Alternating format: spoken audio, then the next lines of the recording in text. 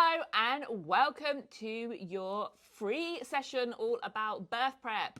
Thank you for being here. We're just going to give it a couple of moments for the old stragglers to come along. Yeah, we attract our own, and so many of you will be late, and that is absolutely fine. No need to feel awkward. While we just wait for people to turn up, first things first, come and follow us on Instagram if you are not already, and also TikTok. We are over there as well because we're with it and hip. We're hip and young, aren't we? Still? We're still young, right? Yeah, I'm still young. I'm still Are young. I'm young. I'm so young. I've got tattoos. I must be young. We're just at the Birth Uprising at both of those places. Yeah. Follow us on YouTube. We do put YouTube videos out periodically when we remember to. So do those things. Also, if you're a podcast lover, you can come and search us on Spotify and get stuck into our podcast back catalogue, which is fucking fantastic, if you ask me. It's a good podcast. I will just start with saying after this session, we are going to send you an email with some bits and bobs on it. It will likely go to your junk because the email gods hate us most of the time. So check your junk mail. We will send it. Please check your junk. And if it's not in your junk, it really isn't, do drop us a message and we can forward it to you. There we go.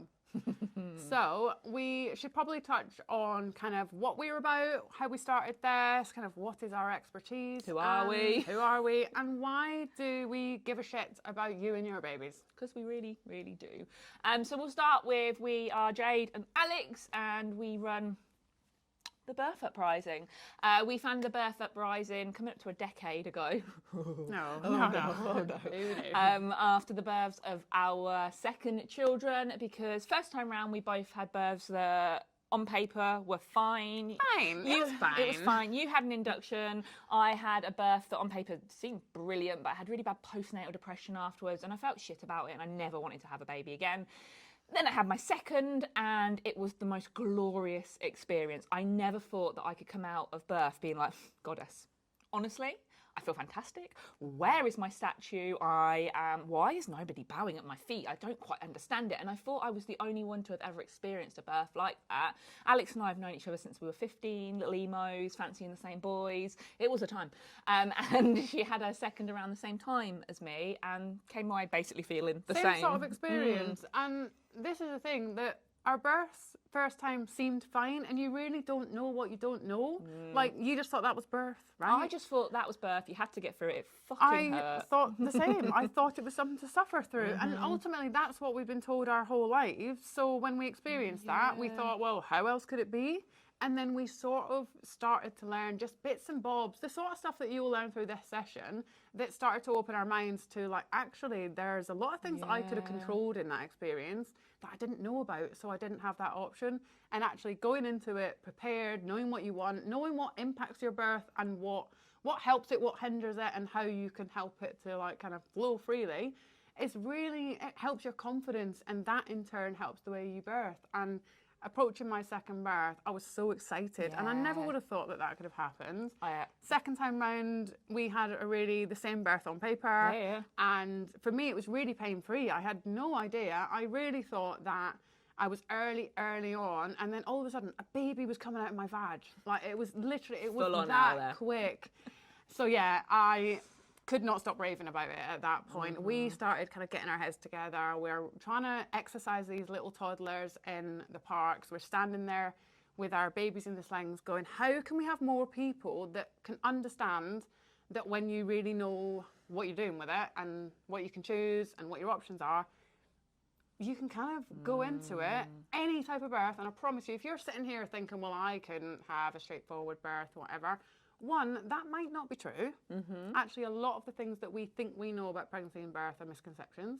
But two, I promise you, you can go into the most complicated birth and have a plan for all situations and know what is important to you and have a team that supports you. And that will help any birth to come out feeling a lot more positive. And you may be thinking, so what changed for us? So the thing that really changed that made them second births amazing was we both did antenatal courses that had hypnobirthing in them.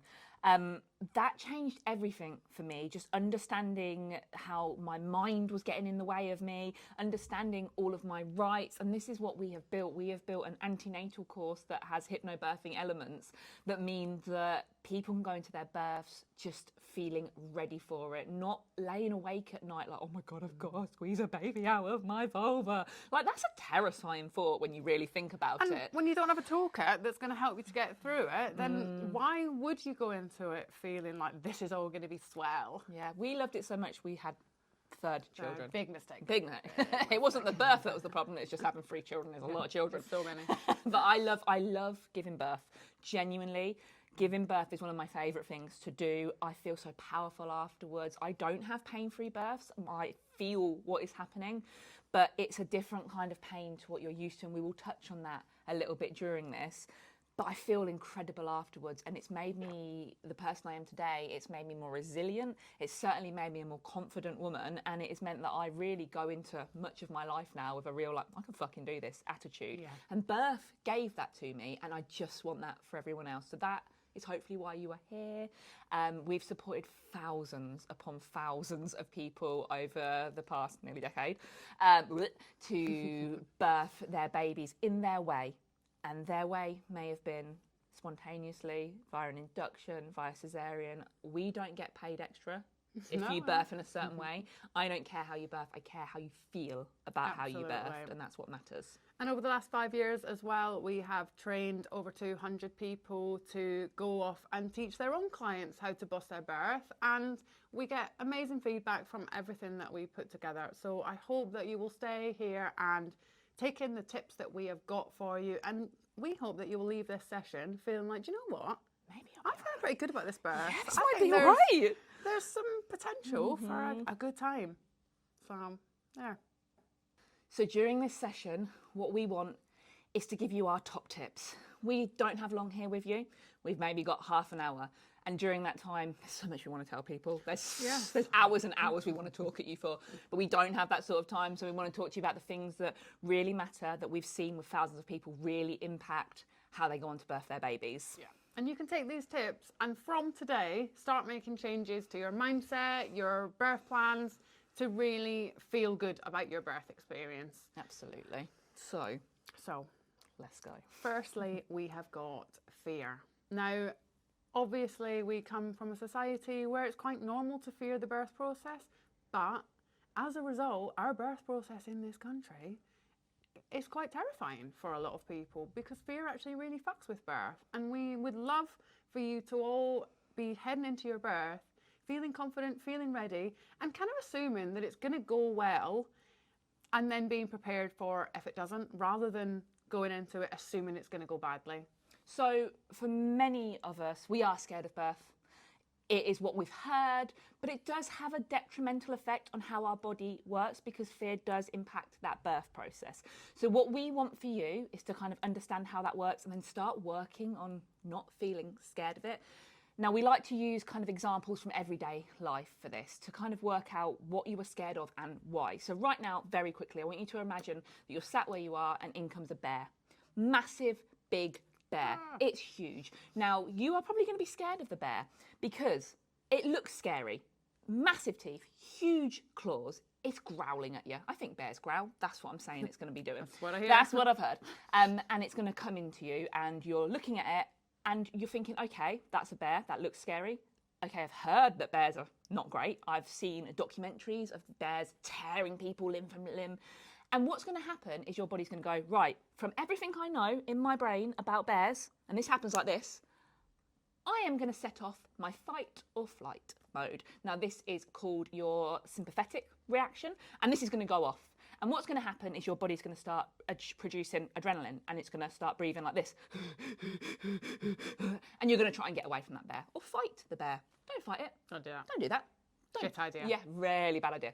Get away from there. You are going to get yourself up and you're going to move away. And your body is going to help you do that as quickly as it possibly can by redirecting all of your oxygenated blood. It's going to be redirected away from anything that doesn't need it right now, and it's going to go to your defense mechanisms, which is your arms and your legs, to allow you to get away from that bear as quickly as possible. It's going to shut off your reproductive system. It's going to shut off your digestive system, all so that that energy can go elsewhere Clever. Absolutely. Really, really Perfect clever. for running, perfect for escaping something that is going to kill you. Absolutely. Absolutely not perfect for some things. No. Now let's switch that out, and instead, what's going to walk in is a kitten. Just a kitten. It's not your kitten. You don't know where that's come from. But you look at that kitten, and it's fluffy. It's not presenting you with So teeny. any danger. All you know about kittens is you maybe had one as a child, and it was lovely. What you've seen on the internet, because let's fucking face it, the internet is full of kittens. Every other reel I get is a cute kitten. So you're looking at that, and your brain is going to do the exact same thing. It's going to scan it. Okay, from everything that I personally know about kittens, I'm all It right. seems fine. Seems fine. In fact, so cute. You're probably going to go, oh my God, this is cute, and pick it up and like look at it and snuggle it. That is you setting off your parasympathetic nervous system. This is your rest and digest. You set this off when you feel safe. You will set this off when you walk into your house, maybe after a stressful day, your body will go, I'm home, I'm safe here. This is perfect for situations like this. Now, this is the response we want when you go into labour. We want you to set off your rest and digest response because your body will work better during that. Because unfortunately, when you fear labour and you go into labour, you set off your bear response. Yes. And what happens is all of the same stuff if you were running from a bear, but this affects how your body will birth because oxygenated blood, like I said, moves away from the reproductive system. The arms and legs. Arms and legs. It's not fucking here then, is it? And your uterus is a muscle. If this might be the first time you've heard this and learnt this, no shade, I didn't know it and I was having my second either. I hadn't got a clue. But your uterus is a muscle. And muscles need oxygenated blood to work properly. But because you are scared of that situation, your body is going to send that elsewhere. And so your uterus is a badass, by the way. Incredible, Oh, yeah, it'll keep incredible. trying. It will keep on going. But you're tense. There is not enough oxygenated blood getting there. Therefore, it's harder. It's more painful. That causes you more stress. That makes your brain go, well, I was right to be scared of this. And Yeah. then you get more stressful. And this is something we call the fear, tension, pain cycle. And it goes round and round and round. And it's very slow to make progress during that. So, Yeah. of course, birth becomes longer. It's, you know, everything that we are doing at the moment is making birth worse and then impacting the way as a society that we feel about birth because every story we hear is a negative one. And this is what we need to get on top of. Absolutely. You need that kitten response because what happens then is your body goes, I'm in labour. Okay, I'm not scared of this. I knew this was coming. I'm ready for this. I have learnt what I needed to learn. I feel prepared. Actually, I'm quite relaxed. Oh, this is exciting. This is finally happening. That's how I felt second time round. I was like, oh my God, contraction. Like, I know that sounds wild, but that's how you need to be feeling. It's not normal to fear birth. It is in No. this society. And this is it. You might be sitting here thinking, but birth is scary. So how the hell, why would I go into it thinking this is fine? But it really isn't normal for humans to fear the birth process. You know, if we go way back when, we would be having our births amongst our family members. We would probably be attending lots of births before Yeah. we were actually being the ones to have the baby, so maybe cousins and siblings and things like that. And so you would see that process, you would see all the skills of your family members where they come around that person, make them feel safe, protect their privacy, low lighting, active movements, things like that. Baby's coming out, the look on that person's face where they are like, oh my God. And you would see like, oh my goodness, it's worth it. You would know the time frames that normally occur with labour. And these are changing as well. The more we fear birth, the longer our births can be. And many, many people have now not had that family kind of exposure to birth through life. They've not had siblings or parents who can speak to them and say, my birth was lovely and I enjoyed giving birth. And thankfully, our children will have that. And I hope that yours will as well. Yeah. But the more that we are bringing births into hospitals and doing things to intervene in birth, we then cause what is called like the cascade of interventions. And unfortunately, it is often these things or the environments that we're in or the way we're being treated that makes birth very scary for people. Maybe some of you that are here are second-time parents and you are here because you know how much this matters. Maybe you did this before and you decided to wing it or just go with the flow. Terrible, terrible ideas. And you have realised that actually that doesn't help you. You didn't enjoy the experience and you're here trying to do it different. And if you're a first-time parent, fucking Thank well you for done. being here. Well done. Honestly, well done. You did better than we did first time. Yeah, absolutely. And everything that you learn is going to help you to put things in place. And the more you can go into your birth feeling excited, the more likely you are to have a birth that is not experienced as traumatic for you. Absolutely. And to start you off from not fearing birth, we are going to send you after this a video of somebody giving birth and they're not scared. Somebody giving birth. It's certainly not a pain-free birth in it, but she is absolutely bossing it. It is incredible, and it won't be like what you've seen, because a lot of your fear as well will come from the movies. It will come from One Born Every Minute. If you watch that, Stop it now. right now. It is not representative of how birth goes, because it's TV and it's got to pick up the bits that are going to keep you coming back after the break. Yeah. You could have filmed mine and Alex's births, and I tell you what, you'd have turned off because dull. Beautiful Really for me, dull. but boring. And when we think about timescales as well, there's several births happening per episode. And if we know something about birth, it's that even in nature, it's long. Yeah. Particularly when we're doing it in a hospital setting and things, it gets even longer. So most of these births probably occurred over like a 12 to 36 hour period. And we're just seeing tiny little snippets. The ones where there's a bit of drama going on. Maybe there's alarm bells and double doors and bodily fluids. But that isn't what all of birth looks like. No, but it's no wonder that people have this fear, because you hear it from your friends that have been induced and they've had horrible times, because induction is very different from spontaneous labour. They are not the same things. Yeah, and this is why in our course we've got sections on induction, so we can talk you through the process, how to go into that induction with a toolkit to help you to try to make that slightly closer to a spontaneous birth, and all the information you need to be able to make a birth plan, to seek the pain relief you want, or have a cesarean plan. It's really important that we know what our options are, or that famous quote is, if we don't know our options, we don't have any. Absolutely. So watch out for that video. We will send you on the email. Again, please check your junk. It's likely going to end up there, but watch that video, because it will start you on that kind of train of, oh, maybe birth isn't just what I've been shown by people in movies. They don't all seem to be on their back, which is A terrible position. great. We do not want you to be on your back for birth anyway, unless your body is telling you to do that, which is rare, but it may do. So watch that video. And actually that brings us on very nicely to the next thing we want to talk about. So our tip number 1 is get rid of the fear. This is going to be a process for you, and it will take you some time. And getting rid of fear comes by understanding birth, understanding your options, getting yourself ready and planned for different scenarios, and really exposing yourself to the fact that birth can be amazing. And I will tell you right now, birth is beautiful. It is incredible. It can be messy. It can be noisy, but that doesn't mean that it's scary. I fucking love giving birth. So we want to talk to you a little bit about the way in which you birth and positions for birth, and positions in pregnancy as well.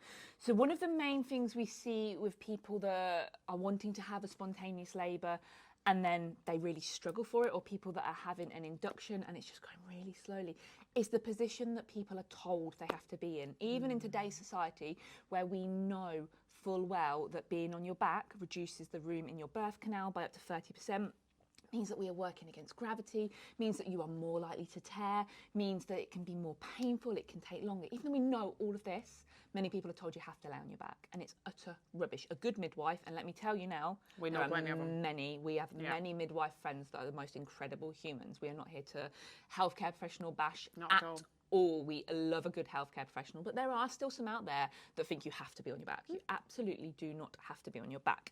The reason that being on your back is such a terrible idea, unless, and again, I keep caveating this because we get told off by people, I want to be on my back. Yeah, I did third time round as well. But our issue isn't with people wanting to be on their back, it's with people being forced onto their back. We have this here, our sacrum.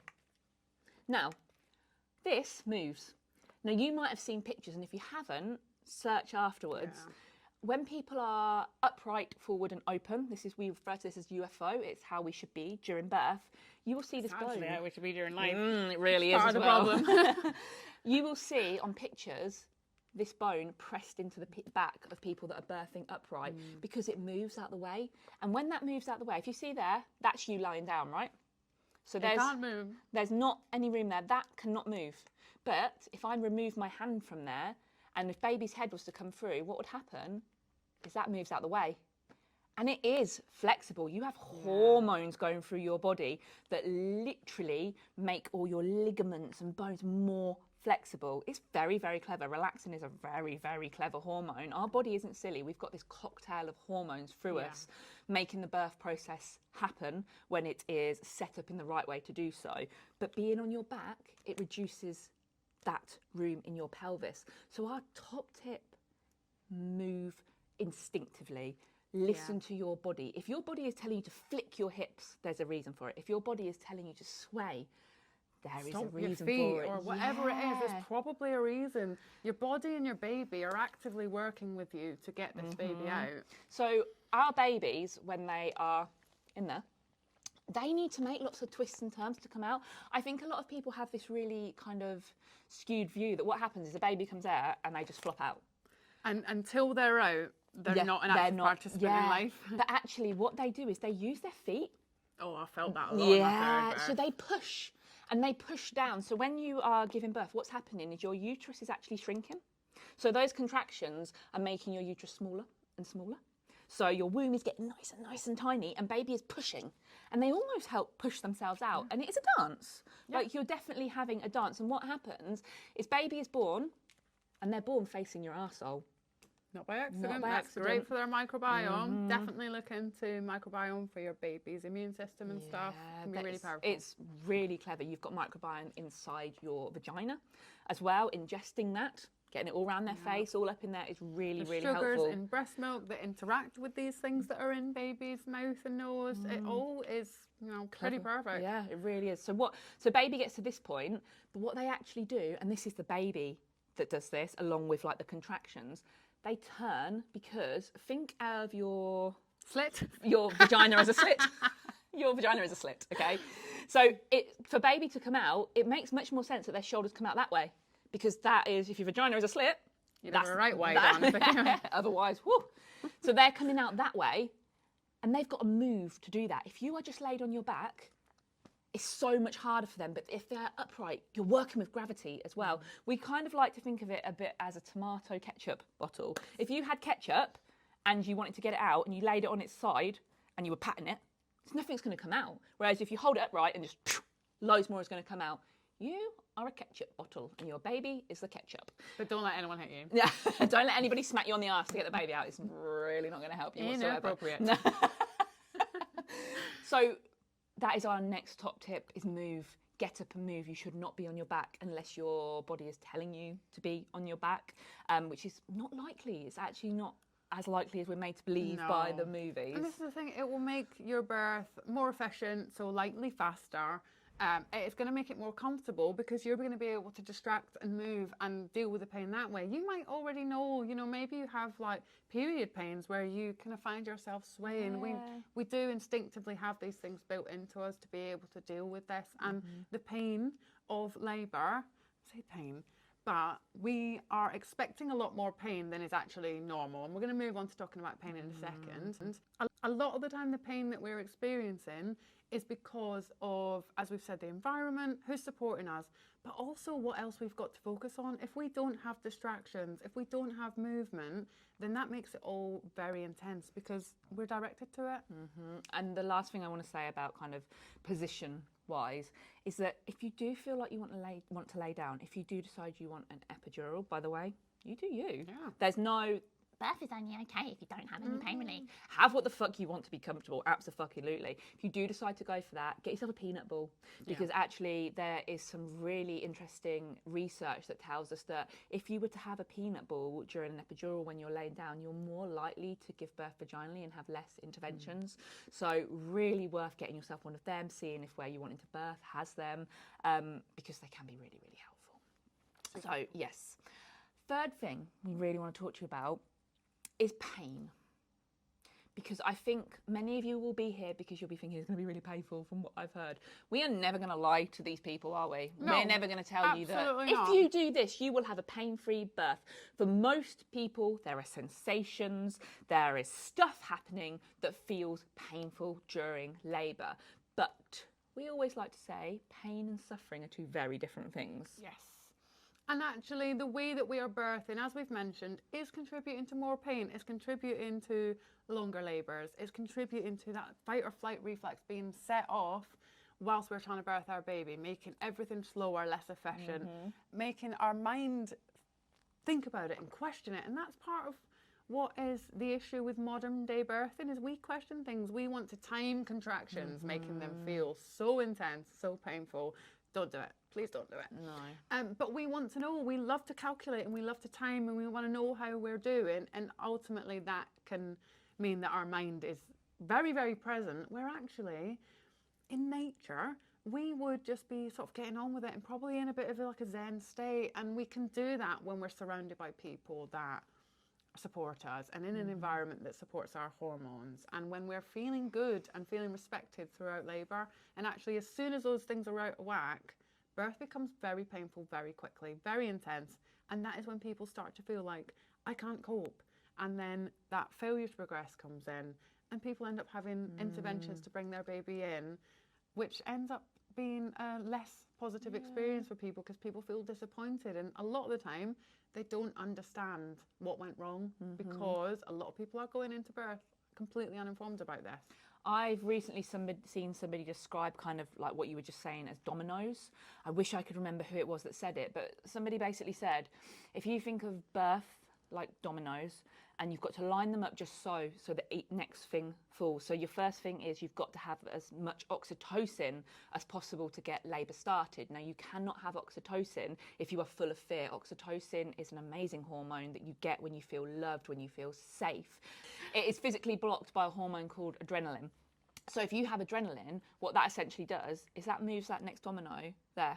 So if that falls, it's not going to knock the next thing over.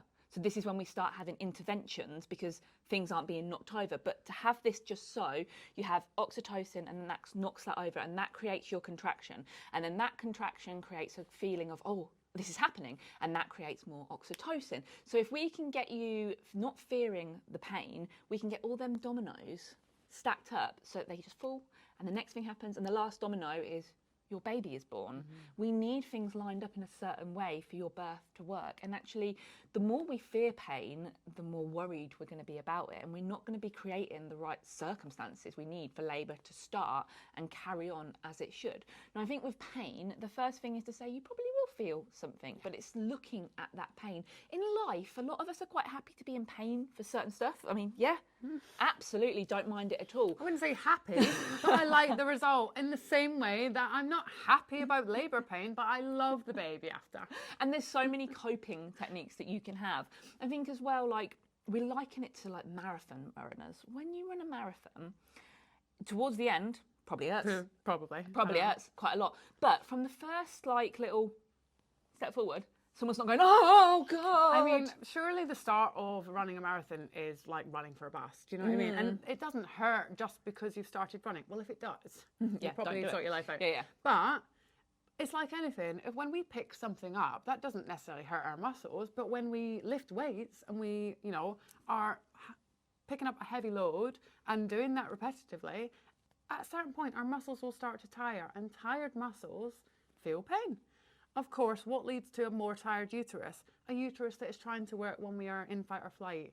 A uterus that is trying to work when birth has been sort of stretched out, interrupted a lot by venue changes or interruptions, or staff, coming in not being very kind. A birth partner not really being very useful. All of these things can impact the way we feel and then end up stretching out our labour, where actually, of course, there was going to be a bit of pain in our labour before our baby was born, but because of the length of our labour, it is now an earlier point in the process that we are feeling like, actually, I think I'm getting to my limit now.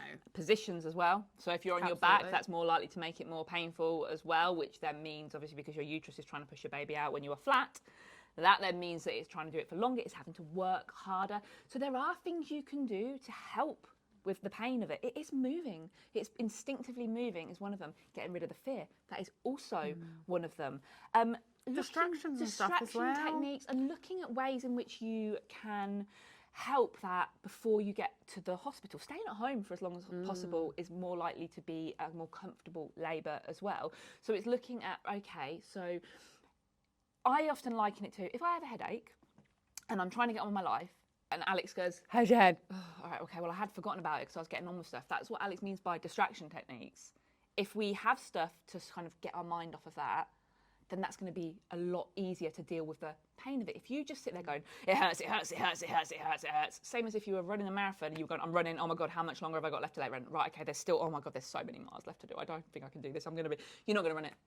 You are not going to run it. It's going to be painful. It's going to be awful. And labour is the same. We have to get ourselves to a point where we're actually like, I'm excited to give birth. I'm listening to what my body wants me to do. I am following what my body wants me to do. I know what I want. All this stuff is going to help with how labour feels. And you can build a toolkit as well. I mean, obviously we would tout our own shop, but at our shop you can find lovely distractions on there. There are focus balls, we've got our Eula orbs, we've got birthing combs, which are fantastic. Honestly, all of these things can really help. One, to have non-pharmaceutical pain relief if you are worried about the risks of that to you or your baby. Pain relief that is mobile. It can come with you on the journey to hospital. It can stay with you at home. And there are things that can be used day to day afterwards as well. We've even got a vibrator.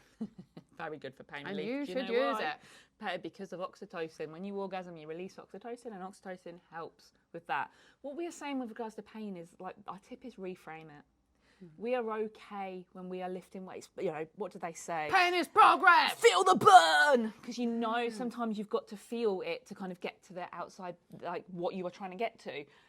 It is the same with birth. You are likely to feel it, but let's get you to the point where you've got stuff to deal with it. And then when you want the pain relief, please do it. Yeah. If you get to the point where you're like, actually, I need something, have it. There's no awards for doing it without pain relief. Like, you do what you need to do at the time to help you. Pain is part of birth, and I think saying that is kind of just, like you can't search for a pain-free birth, and we can't guarantee you one by doing X, Y, Z. And actually, that can be more upsetting for someone to think, like, I didn't do that right because it was really painful. I didn't do that right because I felt it. Absolutely not. Most people will feel some kind of element of sensations during birth. It's how we cope with them and what we've got in our back pocket to help ourselves with it. So learning about ways that you can make yourself comfortable, like those things like Alex said, combs, TENS machine. TENS machines hot are and fantastic. cold, so things like that can be really useful. I know in my third labour, I had a free birth, so I didn't have access to the gas and air. And things like warm water from the pool being poured over my back, a cool flannel over the top of my shoulders. I had like cool packs. I had hot water bottles. I was just really playing with like hot and cold to see what would take the edge off and make me feel better. And it was all of it, really. Yeah, it helped a lot. Absolutely. The next thing we want to talk about, and this isn't necessarily a tip, but it's hopefully helping you with your fear. Yes. And this is something that I think people are scared of, and therefore when they get to the pushing stage, they really hold back because they're scared of it. Tearing. For many people, it's the thing they're really worried about. That and shitting. You will shit. You'll shit. It'll be fine. You'll have a funny story. Yeah, it'll be great. You'll shit. No one will care. It's fine. Tearing is something that most of us kind of go, oh God, I'm going to tear. And of course it sounds scary. Right now, if Alex and I sat here and just spontaneously tore, number one, why? Medical condition going on there. But if we sat here and spontaneously tore, it'd be awful. It'd be fucking hideous and terrible. And I'm telling you, it would be one of the most painful things that's ever happened to me. But during labour, your body has got you covered. Now, I'm a tearer. I'll say it. I've torn all 3 times in my births, and I'll tell you what, and I hope this is your start to kind of being like, oh, maybe it'll actually be okay, maybe, oh, it's normal. 9 out of 10 people tear. That's a fact. Yep. Okay, so that tells you it is a very normal part of childbirth. Would less people tear if they weren't birthing on their backs? Is that because are so many people tearing because people are on their backs more? Maybe, but also it is part of birth. We are pushing something big out of something that is incredibly stretchy, but vulvas they're made out of certain components that help them tear. Yeah, so obviously more people probably are tearing than would naturally happen because we know there are a lot of things that can impact that, like our position, coach pushing. You know that thing you see where someone lies on their back and the healthcare professionals stand around them on the telly going, push. Yeah, there's no need for that in birth unless there is a medical reason to get that baby out quickly. And that increases the chance of tearing and makes tears worse. epidurals as well, unfortunately. So yes, more people are tearing, but actually we can tell that tearing is supposed to happen during birth because of the way that our vagina is and the way that our perineum skin is Clever. set up. In the same way that biting your tongue, biting the inside of your mouth, all of that's normal, right? Because it heals quickly. And actually, I bet if you were brushing your teeth later and you look in the mirror, you will not see that your mouth is full of scars. It has gone back to normal because that is a perfectly normal thing for a human with teeth in their gob to accidentally cut themselves and for it to heal. And that's because your mouth is a mucous membrane. It is set up to be able to heal very easily. It's filled with blood, which makes it easier to heal that area. Same as down there. It's a mucous membrane. Stick your finger up your vag, it feels just like that, I'm telling you. It really does. And that means that when it tears, it is set up to tear. So when I've torn, I've never known about it until I've been told. Reason being, pressure of your baby's head down there. There's so much of a stuff going on. It's something we call gate control theory. So there is this theory, and this is how combs work as well, along the same lines. So this is a theory that your body can only feel a certain amount of sensations at once. So when you are giving birth, I tell you what, sensations galore. There's so much going on. There's pressure, there's numbness, there's lots of stuff going on. Therefore, every time I've torn, it's not been the thing that my mind is concentrating on. Actually, it's feeling the contractions at that point. It's feeling kind of the pushing. And I've not known until afterwards, and the midwives have gone to me, okay, you've actually torn.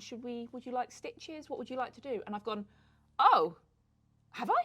Oh, okay. Like the first time round, I was like, when she said, okay, we need to do stitches, I was like, stitch what up? I was so confused as to what she meant. But that means that most people do not feel it. They don't feel it happen. It's not something that they are like sitting there going, oh my God, I'm tearing.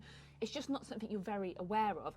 And healing wise, it's so quick. You've never torn, have you? You're just a stretchy bitch. No, I had like a tiny minor graze with my first, and that most likely was the induction, the epidural, the being in the back, all of those things. I'm just stretchy, and actually at least 2 of my babies have come out with an arm next to their head as well, so quite a lot to get out of there. I've clearly got a massive vag. Wizard But sleeve. that is a great point. Like, we as a society, we are taught that like tight is right. Do you know what I mean? That we should have tight vaginas for the pleasure of men, and that, obviously once you've had a dick or two, it's a massive cavern, isn't it?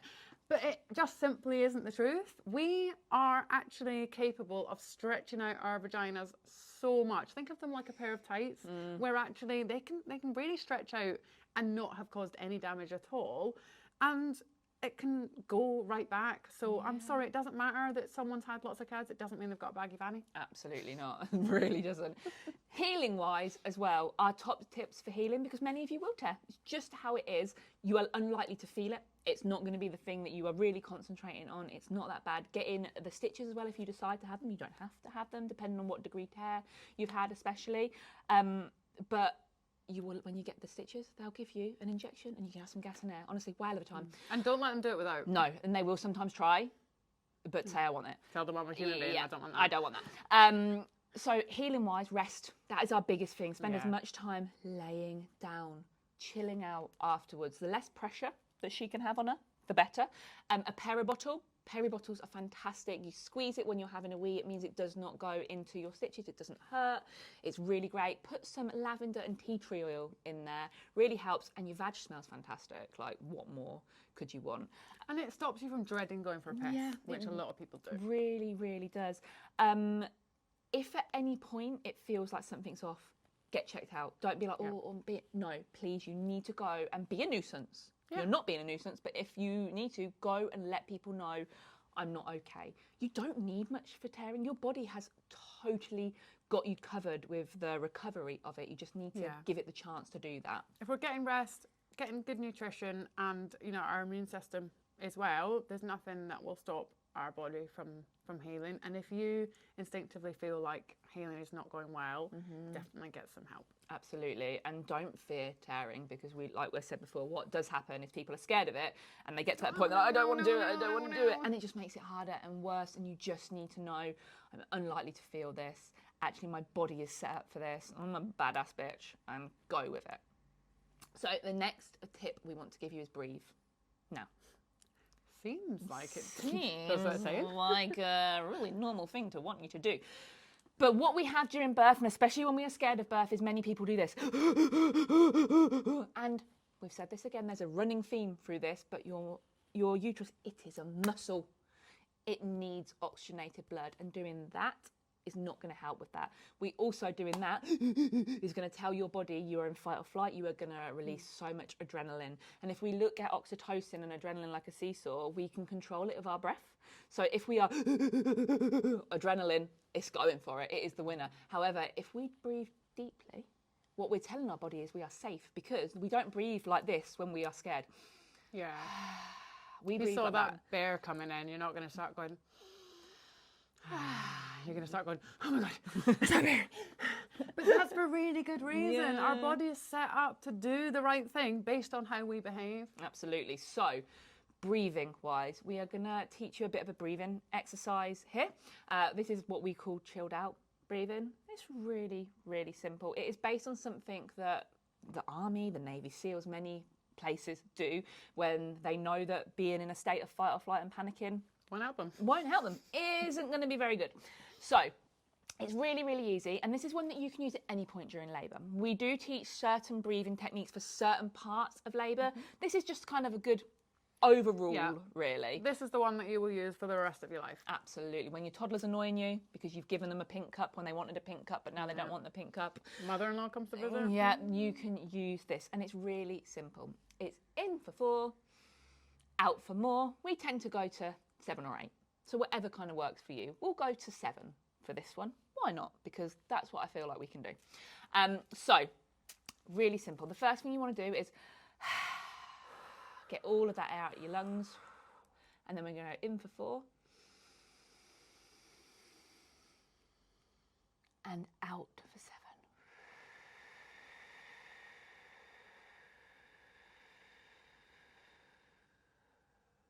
And again, in for 4.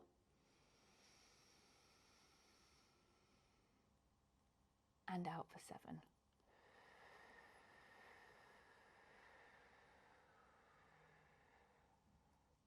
Now, on the email we send you, I will send you a video of us doing this again. I want you to practice it, because it's all very well and good being like, well, I know how that breathing technique now, I can use it. It has to become muscle memory.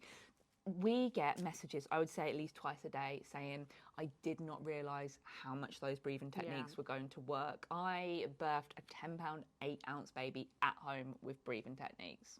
I only had a little bit of gas in there, but I got a private midwife third time round and she only brought 1 gas with her. So I was fucking saving that shit. But it works. It really does work. We have to bring ourselves. And I've done 2 breaths and I instantly feel a bit of a state of calm. And in theory, it's supposed to take around about 3 minutes for that relaxation effect to happen with your body. So please do go ahead, practice it.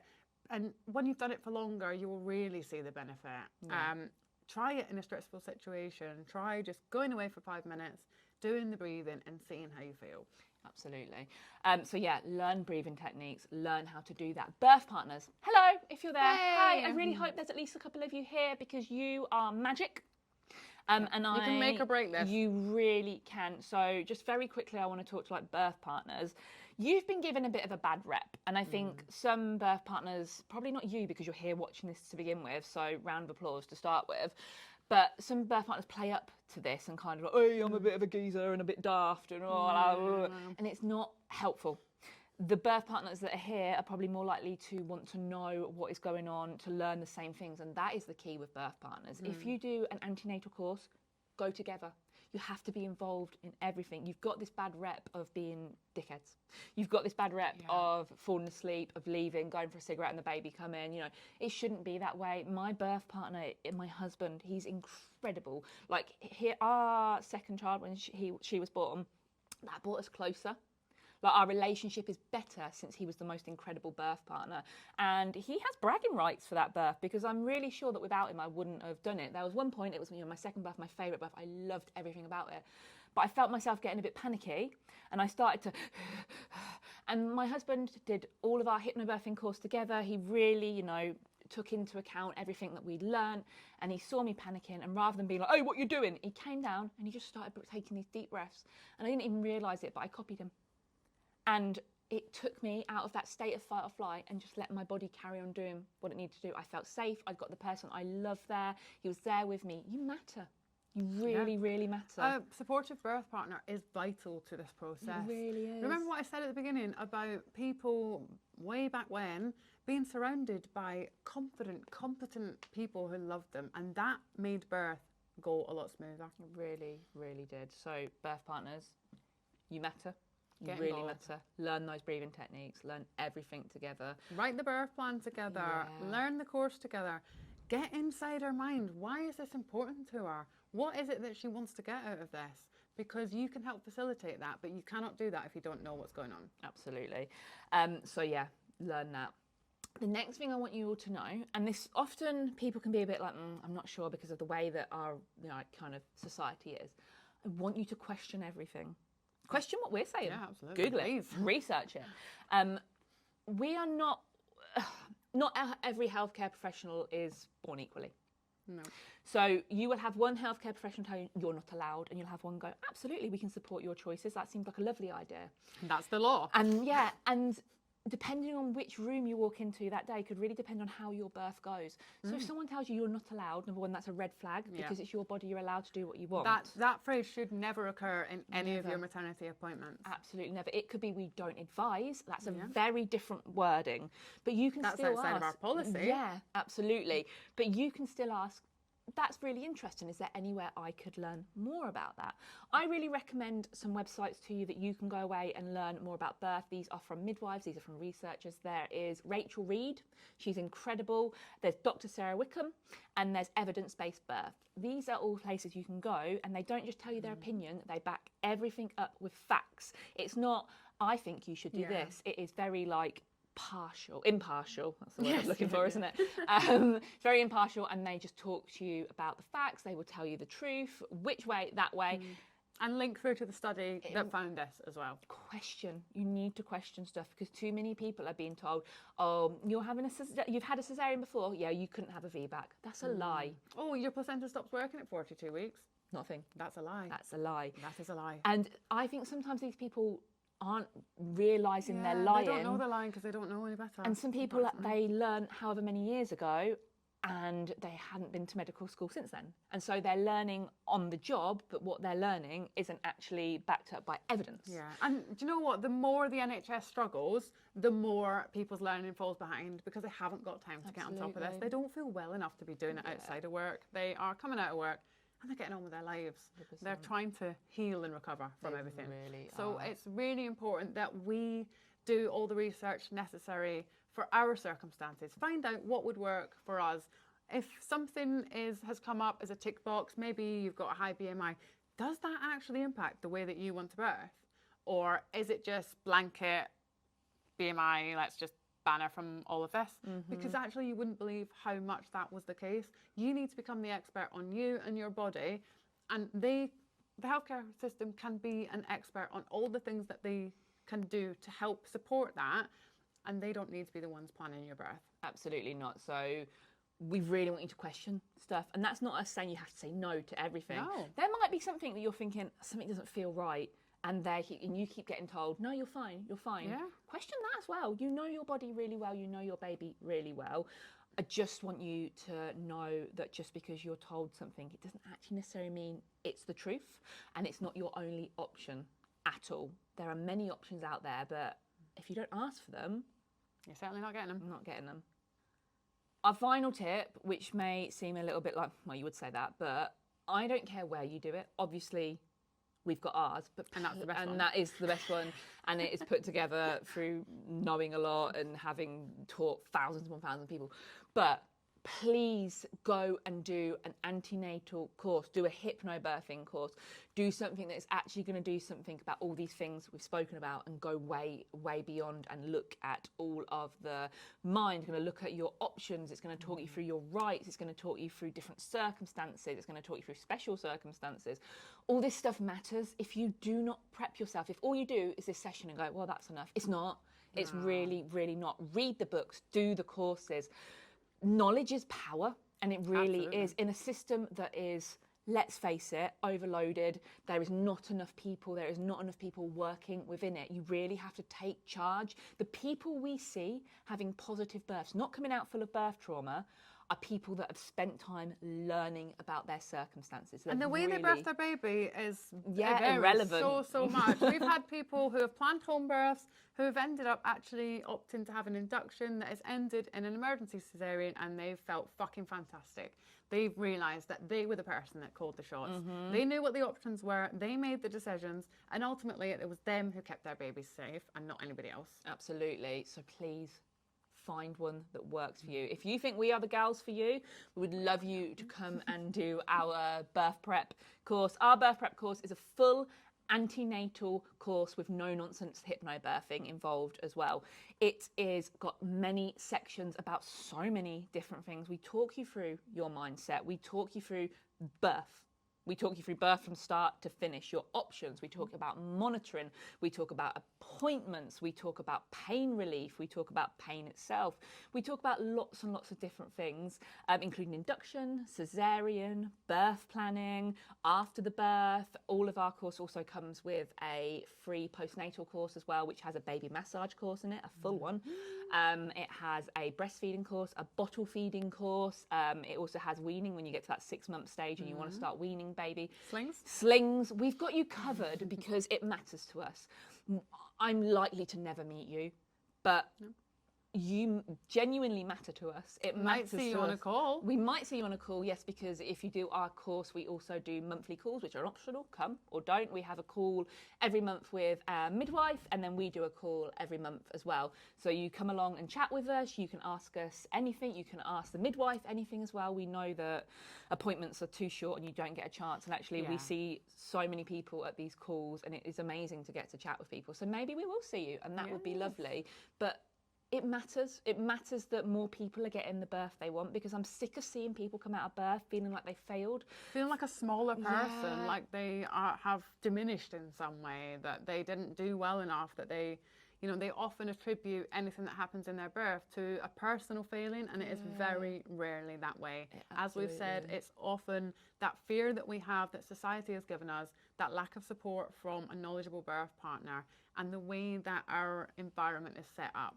We just want people to have better experiences, because for you and your child, you are a better parent when you go into parenthood for the first time, or even the second time if you're the second time here, actually feeling incredible. I didn't have postnatal depression second time or third time, because actually I went into birth knowing so much more. Though my birth on paper looks so similar to my first, my brain felt different. I felt different, and I am a different woman now because of it. And I want that for you all. I want you to come out feeling like an absolute goddess, because you are. You're incredible. But we've been pushed down by a system and by a society that wants to tell us that birth is lesser, and it really isn't. You have got this, and we just want to help people. We would love for the norm to be what we really think the biological norm would be, which is people coming out of birth feeling like, I fucking smashed that, and what a powerhouse am I. And that is what the wider world don't want for us, but it's what we want for you. We really do. We do. Now, if we are the people for you, if you want to come and learn with your birthy big sisters, the Ant and Dec of the birth world, as we've been called many times, which is bizarre, but we have. And it's so true. And it really is. It's weird. Then come along and do our course.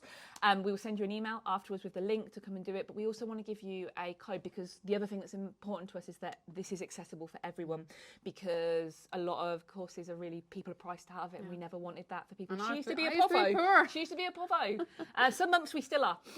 But we want to give you a discount code. So you can use the code BIRTHPREP10, and that will get you £10 off, making it £40. And we will throw in a birth comb in the post for you as well, because we want to get you started learning about how your birth doesn't have to be so painful, and there are things that you can do to help yourself. So we'll send you one of these in the post, and that'll be lovely. Start your little toolkit. Ooh. So use that code, come along and do our course. We would really love to see you there. We'd love to see you at the monthly calls. We'd love to see you at the midwife calls. We'd love to see you in the Facebook group. We do lives in there as well. We'd just love to see you. We want you to have a lovely birth. I just really would like you to come out of birth feeling fantastic. You deserve it. You really, really do. A couple of things that we'll just say now. Some of you are heading off, and that's great. I hope you really enjoyed it. I hope that you've gone away just I hope your feeling shoulders better. are a little bit lower now. Yeah, I hope that your jaw's released. You know, they say floppy face, floppy fanny. Like if you're clenching up, that's not going to be of any help to you. There's another tip, throwing them at you. We just want to do a couple of like Q&A things that we always get asked. A couple of you actually emailed beforehand and asked us a couple of questions, so we thought we would just tell you now rather than emailing you back, because, you know, that's more easy. And the thing is that they're the questions that we receive Yeah, every all the single time we do Yeah. it, so it makes sense to actually cover these on the call. So is it recommended for induction, twins, complicated pregnancies? I promise you that our course is a formula for finding out about what is right for you. You know, whether that is reaching inside yourself and working out what it is that's important to you, or whether that is doing external research into special circumstances that affect you, whether that's existing healthcare conditions, or whether that is things that crop up during your pregnancy.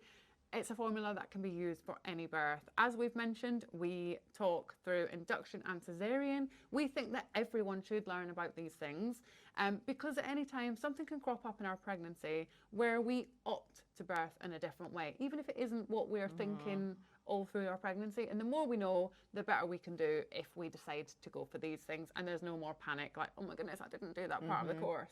So it's really important that we made this course cater to everybody. You don't have to be the low risk unicorn. You don't have to be birthing in a certain place. The course can be applied to any situation. It really can. The other thing that somebody messaged and asked was, is it just a hypnobirthing course? Now, this has many things I could answer back to this. So hypnobirthing is a full antenatal course, but unfortunately what's been happening recently is other bigger brands, bigger antenatal courses have been taking the word hypnobirthing and saying it's just some little things, it's just that. Our course is an antenatal course, and it has hypnobirthing within it. And that's always been the case. And it has always been the case. It is birth prep with hypnobirthing. Now, if you think that hypnobirthing isn't for you, that's fine. I promise you, you've been blindsided by the word hypnobirthing. You're wrong. You're wrong. Really wrong. Yeah. In the kindest way. Yeah. Some people will see it as this hippy dippy way. We're not hippy dippy people. We have got the science behind stuff. There is a section within the course that kind of talks through more of like the woo-woo hypnobirthing side of shit, things. as we call it. It's called hippy dippy shit, that section. It works. It's got the science behind it. We talk about that, but you can leave that if you really wanted to. I urge you not to, but ours is a full, you will not need to do another antenatal course. Would I love it if you went and found someone in person as well to do it? Of course. Lovely. It would be lovely for you to meet people, but you don't actually need anything else. We have covered so much on this course, and we keep adding stuff as well when we feel like something needs to be added. That's the beauty of having an online self-paced course that you can work through at your own like pace, self-paced, that you can go through it and go through it again and again. This is lifetime access. You can use this with this child, your next child, like keep on using it. It comes with a PDF handbook as well that you can download. You can print out if you want. No one has printers anymore, but it's there for you as well. It is not just hypnobirthing. It is a full antenatal course, and it is everything that you will need. The other thing that we always get asked is, when should I start? No. Today. Yeah. Yes. And you know, you may be thinking, of course you'd say that, but so many people go, oh, I'll wait until I'm in my third trimester. No, give yourself even more time to work through this. Give yourself even more time to understand what is right for you, to understand your circumstances, to really work on that fear so your body knows what it's doing. The earlier you start, the better. And there's really no point in you wasting another night feeling stressed about birthing your baby, when that could be nipped in the bud pretty soon, actually. If we get started on the course, a lot of people will buy the course and then not log in for several weeks. We really advise that you don't do that. People will save it for maternity leave and things like that. It really is cutting it fine. So many people will be like, oh, I wish I'd discovered this sooner, because it's really changed everything for me, and I don't know what I was worried about before. The sooner you do it as well, the more calls you can come along to. True, and those absolutely. don't cost you any extra. They're just in there, and you can keep coming for it. You could have your baby and keep coming if you just fancy a chat. Like, it doesn't matter to me. It's a bit lonely. Absolutely fine, absolutely fine. And the last thing that we get asked all the time, no one's messaged to us this week, but we get asked all the time, how do midwives feel when you come in and you seem like you know stuff? You've done hypnobirthing. How do they feel about it if you come in and you change your environment up? Well, Definitely don't like it. Yeah. But reasonable humans who understand birth will want that for you. We have, as I mentioned, we've trained lots of instructors. Many of them are midwives. Yeah, we've trained them. Most units will have at least one midwife who's also a hypnobirthing teacher. If not, they're also likely to know what hypnobirthing is. And they will know that you're making their job easier. Your birth is likely to be shorter. It is less likely to lead to interventions, which I'd means... love to see a spontaneous birth as well. I bet they would. They would absolutely love it. It's less admin for them. They now don't have to make phone calls, getting the consultant, the anaesthetist, the theatre, things like that, because you've just come in and bopped your baby out on the thing. Most Lovely environment as well. Yeah, absolutely. Fairy lights, things like that. Also, they go to explain something to you, and you go, "Yes, I understand that. Oh, that's this thing, isn't it?" And they go, "Oh, I don't have to talk so much." And that's nice because I do think a lot of midwives, they wish they were doing what we're doing. Yeah. So many good midwives, they would love that half an hour to sit and talk to you through your options, but it's a tick box exercise, and most of them hate that. A good midwife does not want to do that. They want to teach you antenatal education, but they do not have the time and they are not allowed to do it. So if you've done that beforehand, they will honestly be celebrating you. We have many people come to us because their midwife has said, go and check out the birth at Prize, and they will let you know what there is to know. And we absolutely fucking love that. Yeah. So that's kind of the things that we've been asked, at least. Come and follow us, like we said. Yeah, come follow us on the gram. We post loads of content on there. Come follow us on TikTok. Listen to our podcast. We've got a great birth partner episode on there. If there's any birth partners wanting to have a listen in. Look, we would obviously love you to do our course, but do any course. All I want for you is for you to come out of birth and not feel like a broken human, because it's possible. You could change you in the best way. Birth is amazing. You are amazing. You have got this. I promise you, you have got this. However that birth pans out, you are incredible, and we just wish you the best.